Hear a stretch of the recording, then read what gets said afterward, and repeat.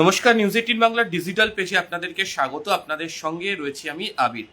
রাজ্যের বিধানসভা নির্বাচনের সময় রাজ্যের একাধিক জায়গাতে কেন্দ্রীয় নির্বাচন কমিশনের নির্দেশ অনুযায়ী বহু জায়গাতে দেখতে পাওয়া যাচ্ছে যে জোরদার যে নাকা চেকিং, তল্লাশি অভিযান হচ্ছে। এবং আপনারা অনেকেই লক্ষ্য করেছেন যে রাস্তার বিভিন্ন জায়গাতে যেভাবে কেন্দ্রীয় বাহিনী নাকা চেকিং পয়েন্টে গাড়ি দাঁড় করিয়ে বিভিন্ন ধরনের যে তল্লাশি অভিযান চালাচ্ছে, এবং তাতে প্রায় প্রত্যেক দিনই রাজ্যের বিভিন্ন প্রান্ত থেকে লক্ষাধিক টাকা, লিকার, যাকে বলা হয় হচ্ছে অর্নামেন্টস, সেগুলো উদ্ধার করা হচ্ছে। এবং এগুলো কেন আসছে, কোথা থেকে আসছে, বিপুল অর্থ কোথায় যাচ্ছে তা নিয়েও যে তাদের যে তদন্ত যে প্রক্রিয়া, সেই তদন্ত প্রক্রিয়াও অব্যাহত রয়েছে।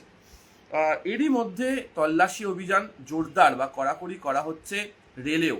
এবং গত কয়েকদিন ধরে ভারতীয় রেলের আরপিএফ, আরপিএসএফ, রাজ্য পুলিশের সহায়তায়, মানে জিআরপি সহায়তা নিয়ে একাধিক জায়গাতে তারা একাধিক স্টেশনে, একাধিক ট্রেনের ভেতরে তারা তল্লাশি অভিযান চালিয়েছে।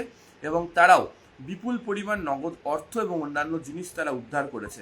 এবং নির্বাচনের মুখে দাঁড়িয়ে রেলের বক্তব্য যে এই উদ্ধার বা তাদের এই যে তল্লাশি অভিযান তা যথেষ্ট সফল, এবং আগামী দিনে যতদিন পশ্চিমবঙ্গে নির্বাচনী প্রক্রিয়া চলবে ততদিন পর্যন্ত বিভিন্ন জায়গাতে রেলের নিরাপত্তা বাহিনীর তরফ থেকে এই অভিযান তারা চালিয়ে যাবেন।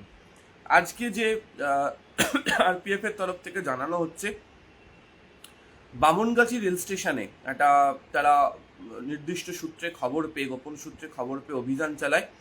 আরপিএফ আধিকারিকরা দুজন ব্যক্তিকে আটক করেন এবং তাদের কাছ থেকে হিসাব বহির্ভূত নগদ 32 লক্ষ টাকা উদ্ধার করা হয়েছে।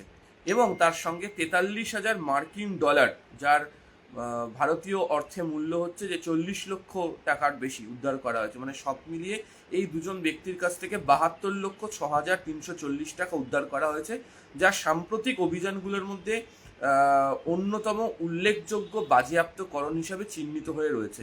মানে নির্বাচনের সময় যে পরিমাণ রেলপথে তল্লাশি চালিয়ে টাকা উদ্ধারের ঘটনা গত কয়েকদিন ধরে বা গত কয়েক সপ্তাহ ধরে চলছে, তার মধ্যে এটিই হচ্ছে সর্বাধিক। কলকাতা রেল স্টেশনে আরেকটা অভিযান চালানো হয়েছে, সেখানেও দুজন ব্যক্তিকে আটক করা হয়েছে, যাদের কাছ থেকে 28,84,284 টাকা মূল্যের 25.51 গ্রাম মূল্যের সোনার গয়না উদ্ধার করা হয়েছে। এবং এদের আগের দুজন এবং এই দুজন, মোট 4 জনকে ইনকাম ট্যাক্স ডিপার্টমেন্টের কাছে হস্তান্তর করা হয়েছে। ইতিমধ্যেই পূর্ব রেলের যিনি আইজি কাম প্রিন্সিপাল চিফ সিকিউরিটি কমিশনার রয়েছেন, এএন সিনহা, তিনি প্রত্যেক দিন বিভিন্ন জায়গাতে বৈঠক করছেন, বিভিন্ন আরপিএফ পোস্টগুলোতে তারা বৈঠক করছেন। এবং তিনিও নির্দেশ দিয়েছেন একদম আরপিএফকে যে একদম যাকে সন্দেহ হবে রেলে ট্রেনে যারা ট্রাভেল করছেন তাদেরকে একদম তল্লাশি করতে, এবং এই নগদ অর্থ, অলংকার, এই যেগুলো বিভিন্ন জায়গাতে নিয়ে যাওয়ার যে চেষ্টা করা হচ্ছে নির্বাচনের মুখে, এগুলোকে রোখার যে কাজ সেটি তারা চালিয়ে যাবেন। এবং প্রয়োজনে তাদেরকে জিজ্ঞাসাবাদ করা, এবং আপনাদেরকে তো জানালামই যে এদেরকে তুলেও দেওয়া হয়েছে ইনকাম ট্যাক্স ডিপার্টমেন্টের হাতে। আজকেও সকাল থেকে একাধিক জায়গাতে আইটি এবং ইডি যেমন অভিযান চালাচ্ছে।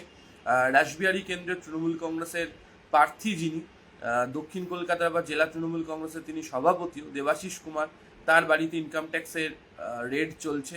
তার যে নির্বাচনী কার্যালয়, যদিও সেটি বালিগঞ্জের নির্বাচনী কার্যালয় হিসাবে এই মুহূর্তে ব্যবহার করা হচ্ছে, সেখানেও রেড চলছে।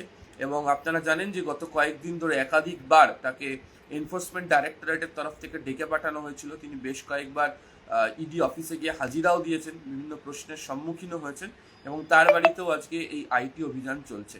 ফলে স্বাভাবিকভাবেই নাকা চেকিংয়ে যেমন গুরুত্ব, রেল স্টেশন, বড় রেল স্টেশন, বিভিন্ন গুরুত্বপূর্ণ ট্রেন, এবং বিশেষ করে যে সমস্ত ট্রেন হচ্ছে কানেক্টিং বিভিন্ন রাজ্যগুলোর সীমান্তের সঙ্গে, সেই সমস্ত জায়গাগুলোতেও এই জোরদার তল্লাশি অভিযান। কেন্দ্রীয় নির্বাচন কমিশনের এবারে পরিষ্কার বক্তব্য যে ফিয়ারলেস ভোট, কোনো ধরনের এই ধরনের মানে উপভোগ্য জিনিসপত্র দিয়ে ভোট কেনা বেচা তারা বন্ধ করতে চান। এবং সেই কারণেই হচ্ছে সমস্ত এজেন্সিকে আরও অনেক বেশি করে অ্যাক্টিভ করা হয়েছে। এবং তারই পরিণামে এই মুহূর্তে নির্বাচনের মুখে দাঁড়িয়ে সবথেকে বেশি টাকার যে সবথেকে বেশি অর্থ এবং গহনা অলংকার উদ্ধার করার ঘটনা ঘটছে কলকাতা স্টেশন এবং বামনগাছি স্টেশন থেকে। এই সংক্রান্ত আরও তথ্য এবং আরও অন্যান্য খবরের জন্য নজরে রাখবেন নিউজ 18 বাংলা ডিজিটাল পেজ। আপাতত ধন্যবাদ।